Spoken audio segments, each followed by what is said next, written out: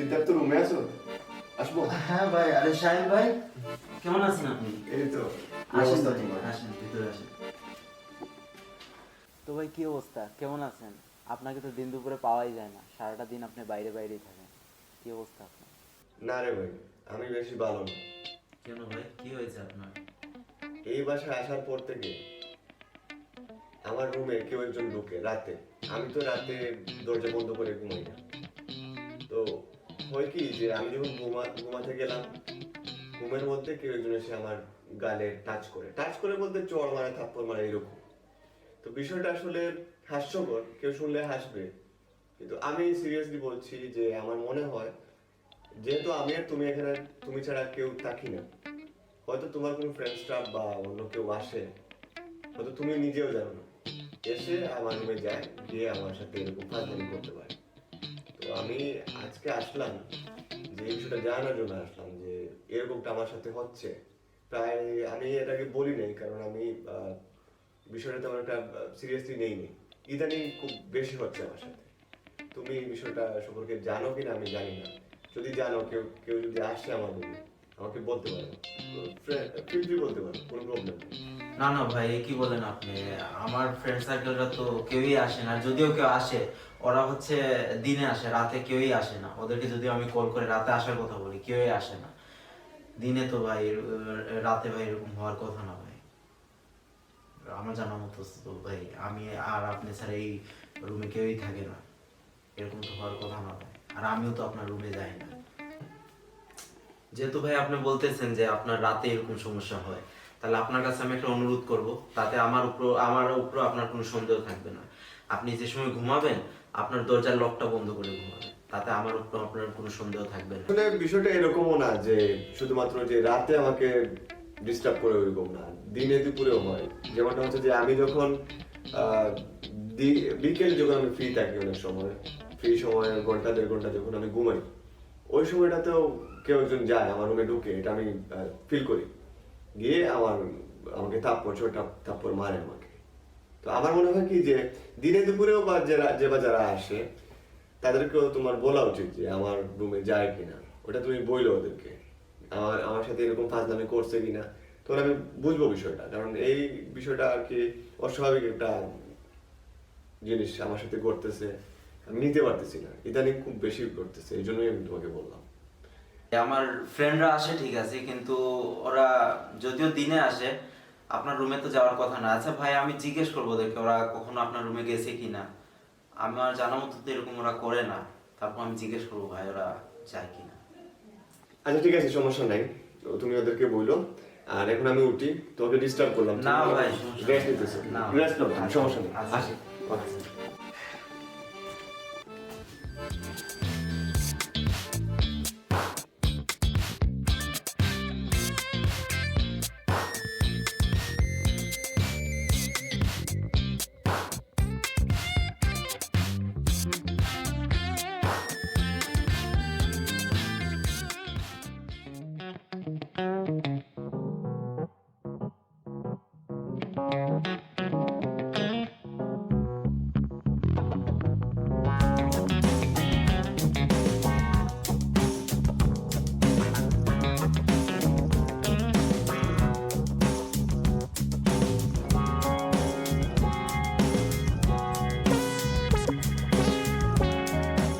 আমার আসতে একটু লেট হয়ে গেছে। বাবা আমার জন্য পাত্র দেখছে। আমি কিন্তু এখনো আমার বাবাকে তোমার কথা বলিনি। কি এগুলো বলার জন্য আমাকে এখানে ডাকছো? হ্যাঁ, এগুলো বলার জন্য ডেকেছি। তুমি কি আমাকে চড় মারছো? আজব তো, আমি কেন তোমাকে চোর মারবো? তাহলে তুমি চড় মারো নাই? আমার মনে হয় তুমি এগুলো স্বপ্নে দেখেছো। আচ্ছা, এগুলা বাদ দাও, সবকিছু ঠিক হয়ে যাবে। তাহলে তুমি চড় মারো নাই আমাকে? আমাকে না কেউ একজন চড় মারে, কিন্তু কে মারে সেটা তো আমি জানি না। ইনভিজিবল একটা পাওয়ার, আমি দেখি না, রাতে মারে দিনে মারে, অদৃশ্য কেউ একজন আমাকে চড় মারে, আমি ফিল করি। আর শোনো, আমি যেটা বলছি মাথায় রেখো। আমাকে এখন যেতে হবে, আমি যাচ্ছি।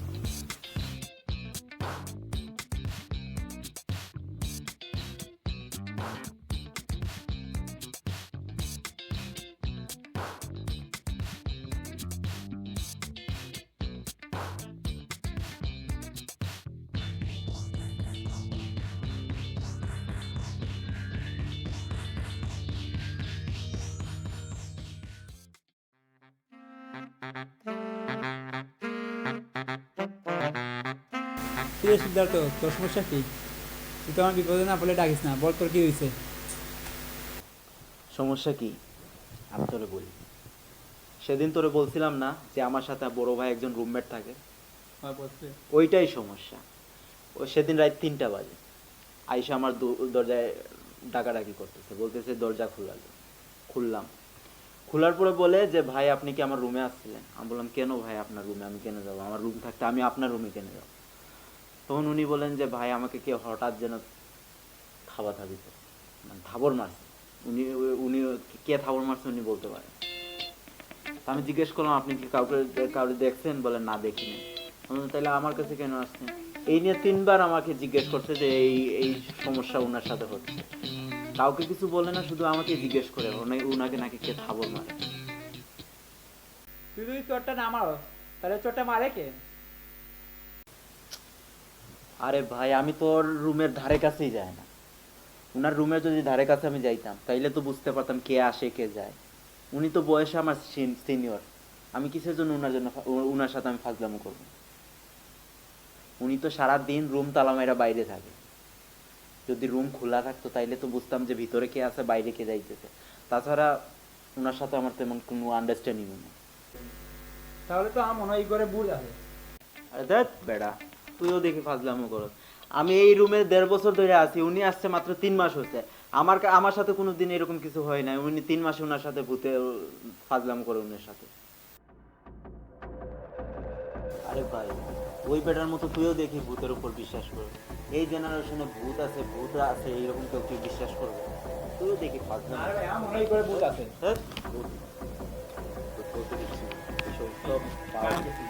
কারেন্ট তো যায়, ডেইলি তো কারেন্ট যায়। ভূতে এইগুলা করে ভাই, ও যে এই ঘরে বাইক কারেন্ট আছে। আরে ভাই এই ঘরে ওয়্যারিং এর সমস্যা, ডেইলি এভাবে কারেন্ট যায়। তুই যা কি বলস ভাই, আমার মনে হয় ভূত আছে ভাই। আমি যাই, চলে যাই। কোথায় যাবি? এই দেখ কারেন্ট আছে। ভূত বলতে আর কি, কারেন্ট আছে। আবার একটু পরে কারেন্ট। আরে না, আরে উনি কি বললেন? কে বলবে না? আরে ভাই আমি চলে যাই, আমার ভয় করতেছে ভাই, আবার কারেন্ট চলে যাবে। আরে ভাই তুই আমার কথা শুন, বেড়া আসুক, আসার পর একটা সমাধান দে, তারপর অন্য দিন। আরে ভাই শুন, আমি এইটা নিয়ে অনেক সমাধান একটা দিস। ভাই আজকে চলে যাই, আর নেক্সট দিন আগে দিন আসবো।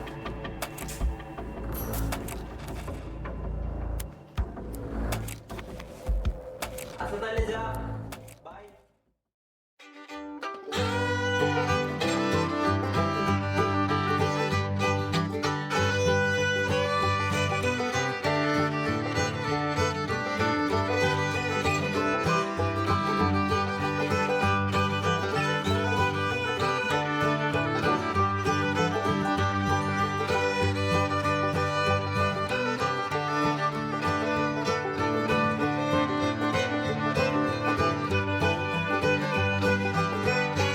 কি অবস্থা?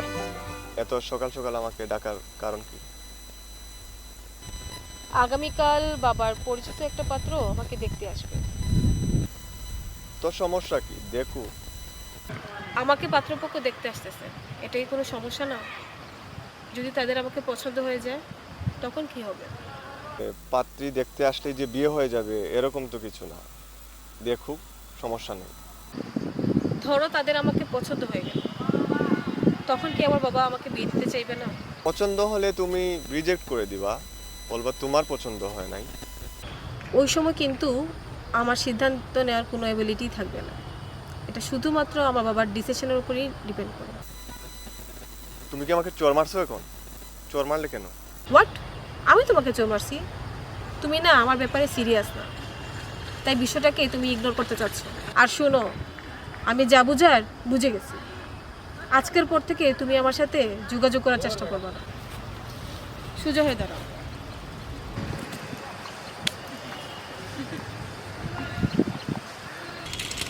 তুমি আমাকে সিরিয়াসলি চোর মারতে পারলে এভাবে?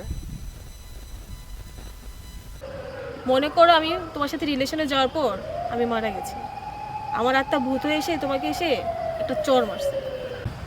থাকো তুমি, বাই।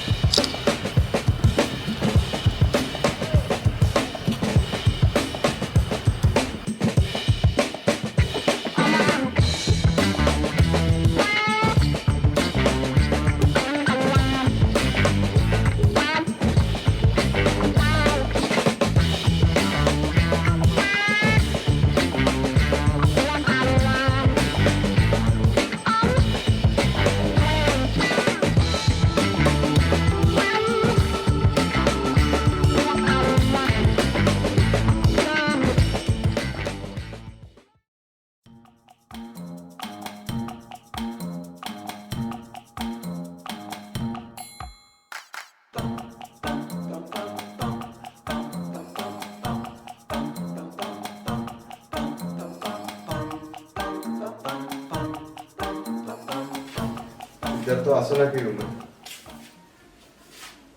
আপনি কে ভাই? সিদ্ধার্থ কই? আসসালামু ভাই, আমি সিদ্ধার্থর ফ্রেন্ড। সে কই? তার তো দেখতেছি না রুমে। সে কই আমি তো যাই না, তাকেও আমি রুমে পাই নাই। বুঝতে পারছি, তা আপনি ঢুকলেন কিভাবে রুমে? দরজা খোলা ছিল, তাই আমি রুমে ঢুকে পড়ছি। আর ওরা কল দিছি, ও বাইরে গেছে, দোকানে গেছে, আসতেছে। তুমি কি করো? স্টুডেন্ট? জি ভাই, আমি স্টুডেন্ট, ওর সাথে একসাথে পড়ি। বাসা কই তোমার? এই তো ভাই পাশেই, এই যে চৌরাস্তা আছে না, চৌরাস্তার মোড়েই আমার বাসা। আচ্ছা ভাই, সমস্যা নাই, আপনি বসেন, আমি তারে কল দিতেছি।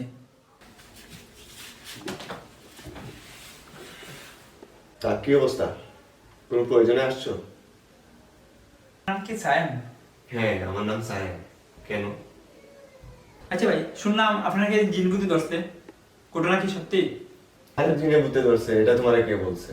আমি কি সিদ্ধার্থরে বলছি যে আমার জিনে ধরছে, ভূতে ধরছে? না ভাই, আমার কেউ বলে নাই। সিদ্ধার্থ কিছুদিন আগে বলছে যে আপনাকে দিনে রাইতে কেউ চোর মারে।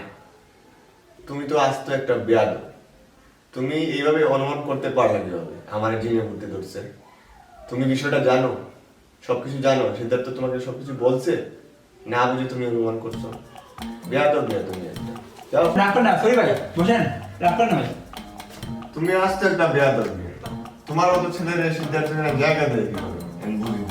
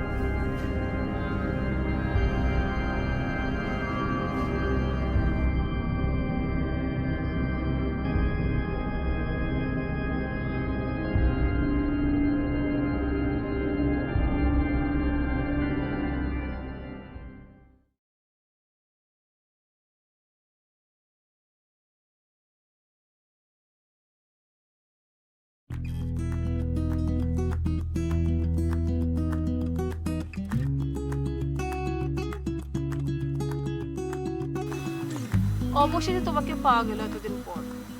কোথায় গেছিলা তুমি? একদম নিখোঁজ হয়ে গেলা। তোমার ব্যাচেলার বাসায় একজনকে জিজ্ঞেস করলাম, তোমার খবর নিতে চাইলাম, ও তো কিছু জানে না। বিষয়টা হচ্ছে যে আমি যে বাসায় ছিলাম ওই বাসায় একটু সমস্যা ছিল। তো এটা আমিও জানতাম না, বা আমাদের সাথে যে বাজার ছিল তারাও জানতো না। তো আমাদের যে প্রতিবেশী, উনি একজন বৃদ্ধ লোক, ওনার কাছ থেকে জানতে পারলাম যে এর আগে এই বাসায় যে বাজার ছিল তাদের সাথে এরকম ঘটতো, তাদেরকেও কেউ একজন চোর মারতো, অদৃশ্য কেউ। তো এটা একটা ভৌতিক ব্যাপার। তো ওনার কাছে আমি জানতে চাইলাম যে এটা থেকে বেরিয়ে আসার কি ওয়ে। তো উনি বললেন যে এটা থেকে বেরিয়ে আসতে হলে আমাকে ওই জায়গাটা পরিত্যাগ করতে হবে, দেন আমাকে নামাজ কালাম পড়তে হবে, এটা থেকে বাঁচতে হলে আল্লাহর কাছে দোয়া করতে হবে, তো ওইরকম চলছি আর কি। জায়গাটা পরিত্যাগ করে আমি কারোর সাথে যোগাযোগ করি নাই, যোগাযোগ রাখি নাই। এখন মোটামুটি বিষয়টা সলভ হয়েছে, এখন আমাকে আর কেউ চর টর এগুলো মারে না আর কি। যাক, তোমার সমস্যাটা সমাধান হয়েছে। এখন তো জানতে পারছো যে কে তোমাকে চর মারে। সম্ভবত এইটা ভূত। সেসব বাদ দাও, তোমার জন্য একটা গুড নিউজ আছে। তোমার জন্য একটা গুড নিউজ আছে। আচ্ছা তাহলে তুমিই আগে বলো।